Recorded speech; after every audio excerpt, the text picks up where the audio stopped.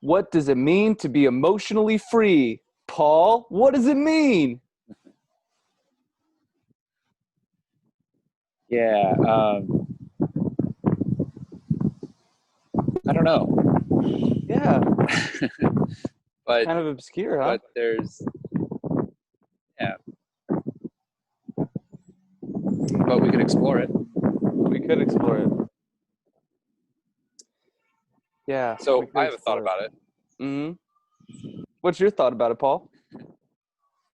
My thought about it is, what if emotional freedom doesn't have to do with getting free of emotions? What? What? You mean you mean to tell me I'm not trying to break free from all those pesky emotions that are hurting my heart and making me feel sad and depressed? Right. Wow. Yeah, and not get rid of the negative emotions, any of them. Wow. Wow.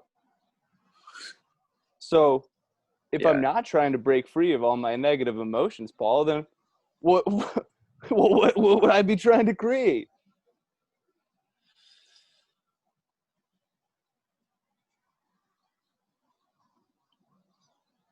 Just allow them to be there, Hmm. That and sounds nice. don't discount yourself. Don't diminish yourself for whatever you're feeling. There's a good reason for whatever you're feeling, no matter what See, it is. are you sure about that? Because sometimes I wonder if when I'm feeling angry, if I just make sure that I just just just get angry at myself and nobody else for feeling angry, and then I just put all that anger in a big old bottle, well, then I can be like, peaceful and joyful again. Hmm. Someone said emotions are emotion, energy in motion. And so they've got to move. They've got to move out of us, and if we put it in a bottle, um, well, we're going to have a bottled up emotion inside of us. And at some point, that bottle's going to crack under the pressure of that emotion. And then we're going to be back where we started from, or maybe in a worse spot. Hmm. Yeah, that's a good point. That's a good point, Paul. So what you're saying is that I should just let my emotions be and not try to put them in any bottles or get mad at myself for experiencing them or try to figure out what I'm doing Yeah. wrong. Yeah. And when I'm feeling what I'm talking about, Jimmy, which I'm learning about what I'm talking about as I'm saying it, it feels like holding the emotions with as much of an open heart as possible, with as much love as possible, which sometimes can feel out of reach when we have a negative emotion, anger or sadness or anxiety. But if we dig deeper, if we go even underneath that, dig really, really deep inside, um, we can hold it with a great love. Hmm. And that I feel like is the emotional freedom. Wow, Paul. It sounds like a fairy tale. It sounds beautiful and amazing, and I'm wondering what it takes to create that experience for myself. 'Cause I know when I feel scared or dark or depressed, love seems distant and foreign. And Yeah. wow, to think I could have that that much love in my life, that I can share it even with those emotions, with even the pain and sorrow and grief, or share that love with the anger that I experience or the frustration or Yeah. annoyance. To think that I can give that love there feels like, wow, Paul, it feels like a fairy tale. It feels like there would just be love and rainbows everywhere, no matter what's happening. Well, what I'm feeling, Jimmy, is this love that I'm feeling. It feels strong. I feel like if we connect with love through our heart, it can feel soft. It can feel gentle, like when a parent loves their child. It's very affectionate. and it's like you just want to pat that child's head and hug them. It's very soft. But I feel like love can come from a deeper place as well if we dig down deep into our guts, dig down deep into our being and pull something out from there. Dig down deep into that. There can be a love that has like an oomph to it and a strength to it. And it has the power to hold all those other emotions. But in order to get there, we have to be willing to dig deep inside, to have that intention and stop and focus and be still. Mm. Ooh, I'm feeling it, Paul. I'm feeling that love and that strength. I feel like it's digging a big old hole in the ground, and you keep on digging. And there's some soft stuff, but eventually you get down to a rock. If you keep on digging, and that rock doesn't want to move anywhere; it just wants to stay.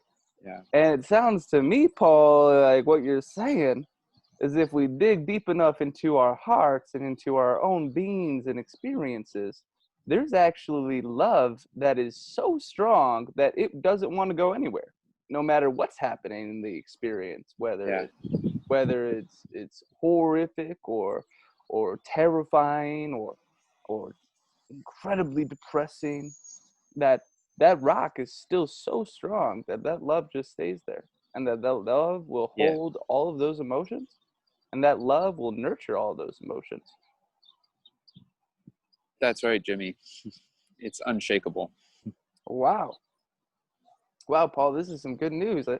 I feel like this news needs to be shared with the world or something. That's a lot of love that's so unshakable. And wow, what could we create, Paul, if we were really harnessed and tapped into our unshakable strong love? Well, a lot of things. I mean, it would be a new world.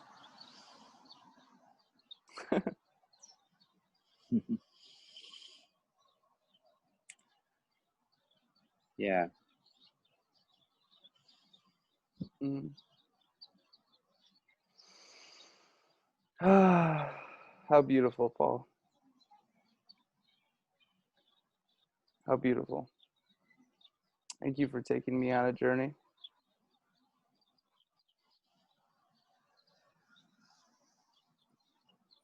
Thank you for exploring love in its deepest, richest form. Yeah. Yeah, my pleasure. I didn't realize when we started that we'd talk about this, but also seeing it like this, seeing the love that has an oomph, Yeah. the love with an oomph. Mm-hmm. Hadn't thought about it that way before. But I feel like we need to tap into that Yeah.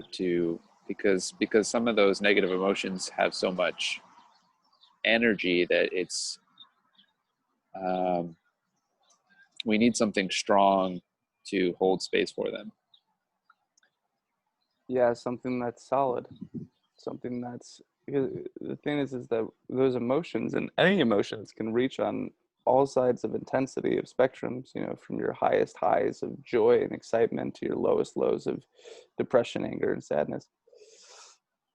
And and to have something consistent within all of them, which is a grounded, solid intimacy with the moment, a love for Yeah. the emotions that are coming through, no matter what they are, that consistency helps us feel solid within the intensity and extremities in which emotional experiences are guiding us nowadays on all sides of the spectrum. Mm-hmm. Mm-hmm. Mm-hmm. Yes, sir. Yeah. Wow. Well, thank you, Paul. And is there anything else you want to share about emotional freedom? I mean, uh, it does take a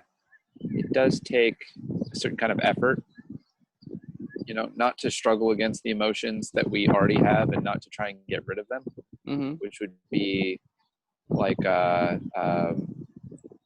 it would be an effort that goes against the self, a struggle with ourself. But it does take an effort to stop and dig down deep and hold that space. So it does take work. Yeah. Yeah. Yeah, there's sincerity. Like there's a sincere effort to achieve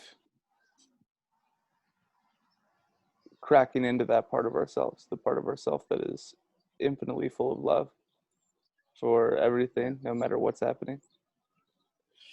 Yeah, and that it's a that's a journey. It's a journey to head towards that state of consciousness. Yeah.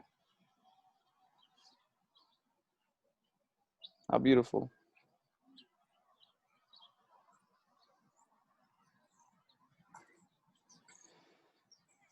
Well, I think I'll make this note in this video. How what a fun, thank you, Indiform, and thank you for the fun kind of different style of video recording today. Yeah. Yeah. I hope we bring the goofy character side of Jimmy back again. That was Oh, fun. thank you. Yeah, I think there's more of it. I think Clay just wanted to be obnoxious today, and I think there's more we can play with there. So, thank you, Indiform. Thank you for all that's listened. Thank you for emotional freedom in our lives, in all of our lives, and all of us heading in that direction of allowing each and every part of ourselves to be fully accepted, to be fully embraced in an intimate way where we truly just get to know ourselves, no matter what side of the spectrum we are experiencing. Thank you.